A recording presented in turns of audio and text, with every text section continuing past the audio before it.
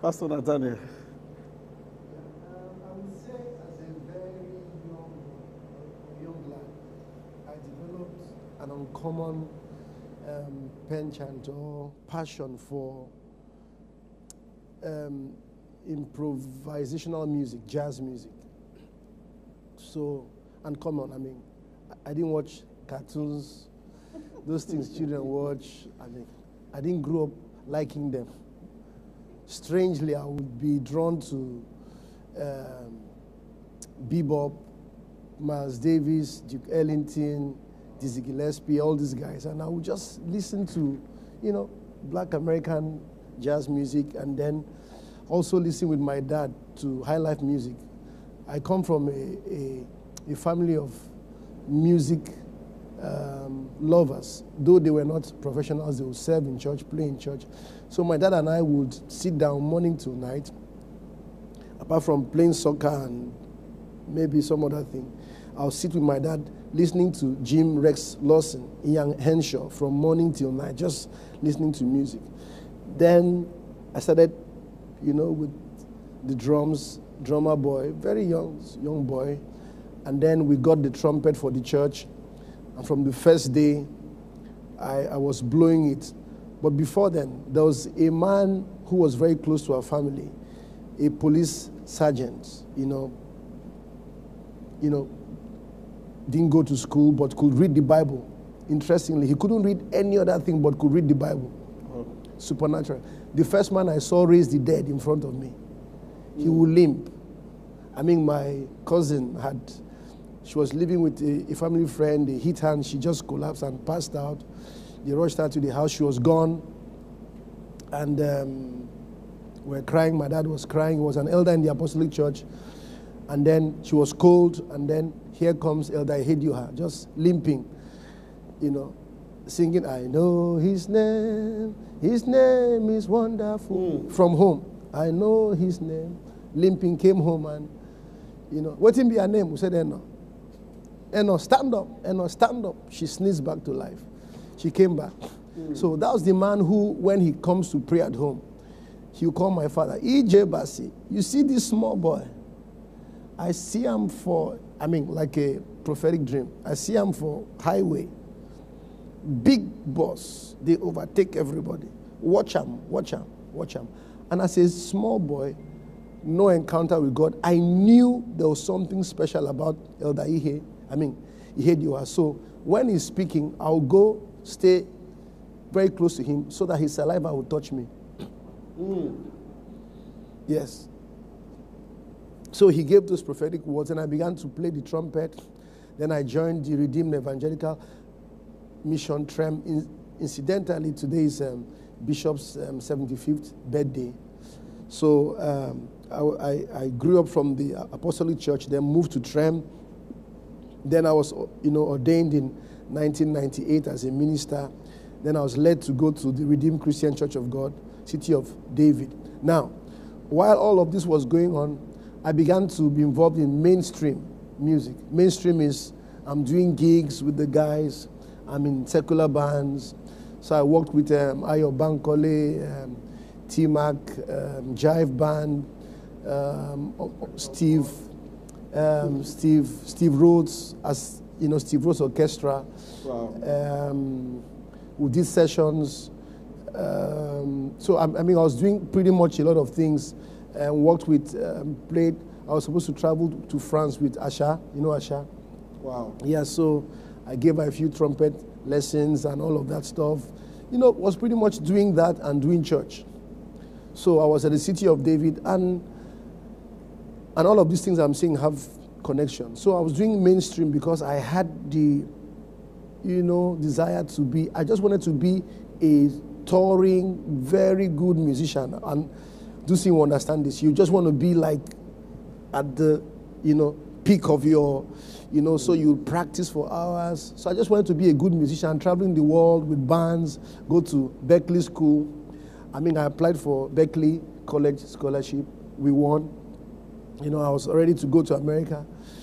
And then my pastor, Pastor Esco, would call me to his office. All of this time, I never really had an encounter with God. said, Nathaniel, do you know that when you play the trumpet, I cry? Do you know that you are carrying something?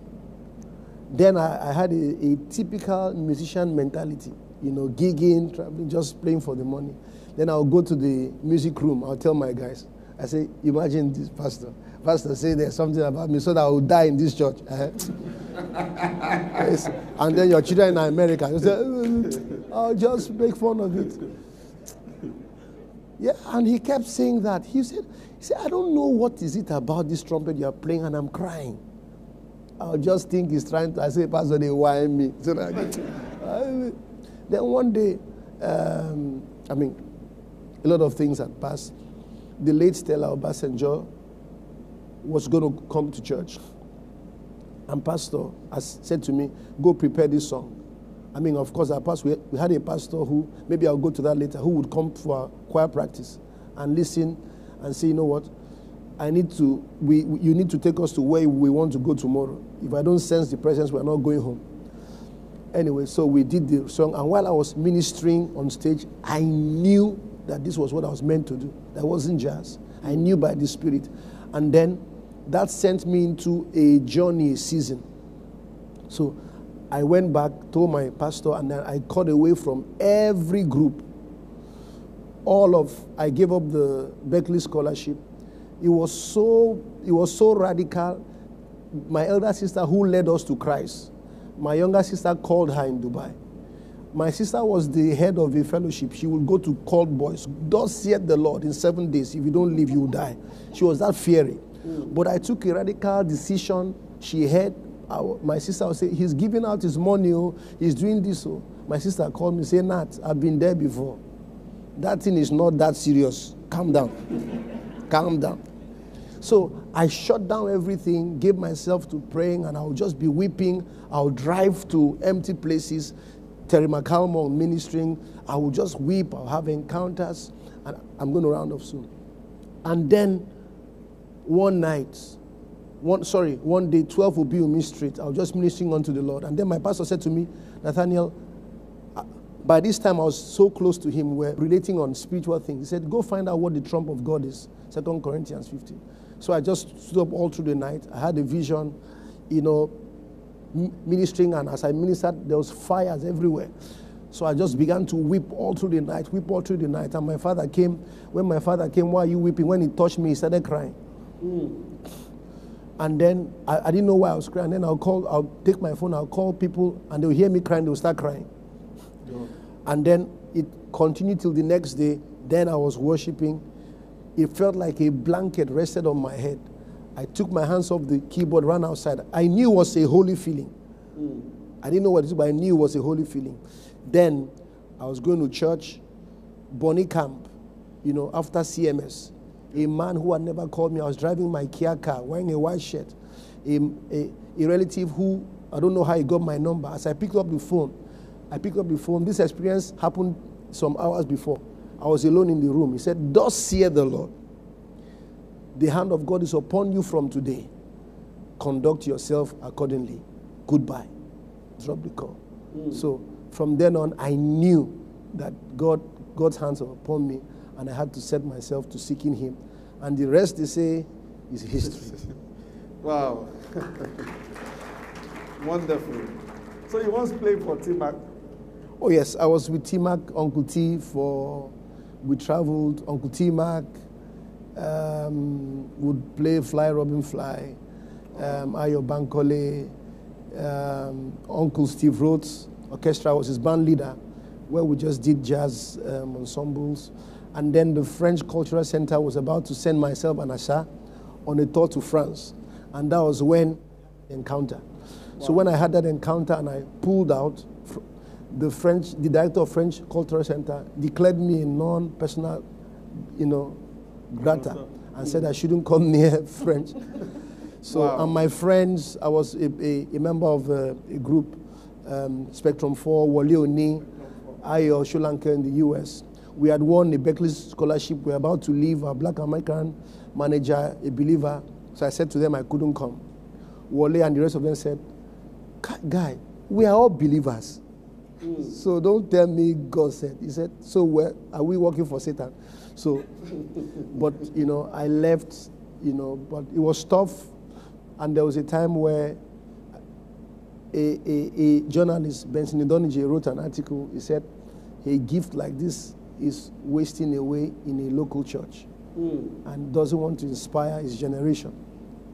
And of course, met him years later and story changed. So God was faithful to make me go through those experiences. Wow. Yes. Hey.